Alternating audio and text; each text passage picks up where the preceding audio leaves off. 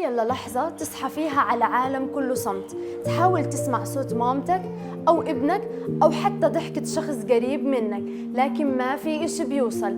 في غزة هذا مش مشهد تخيلي، هذا واقع يومي لناس فقدوا نعمة السمع وانعزلوا عن الحياة رغم وجودهم وسطها.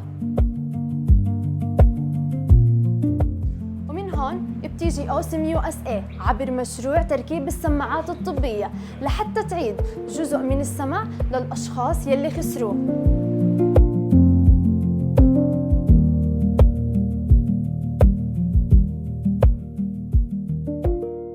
بنبلش بكل حالة على حدة، تقييم دقيق، اختيار السماعة المناسبة وتركيبها بطريقة بتعيد للمستفيد سمعه وقدرته على التواصل.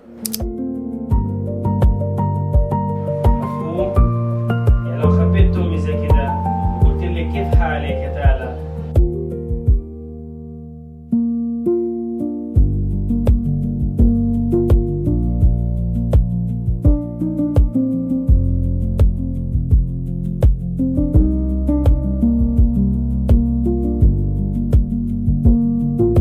سماعة صغيرة بحجمها لكنها كبيرة بتأثيرها. طفل بيسمع صوت مامته لأول مرة، بتسمع كلمة ابنها بعد طول انتظار، وشخص بيرجع يحس إنه جزء من العالم من جديد.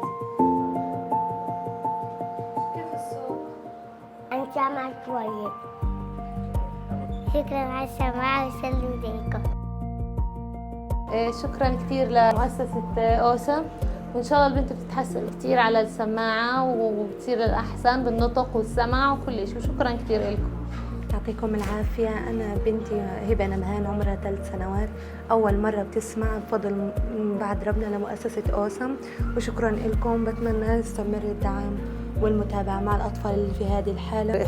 احتياجي أنا بدي سماعة، والحمد لله يعني ادوني سماعة يعني حاسة إنه أنا كثير أحسن. لسه في ناس كثيرة عايشة داخل صمت كبير، لكن مع كل سماعة بداية حياة جديدة.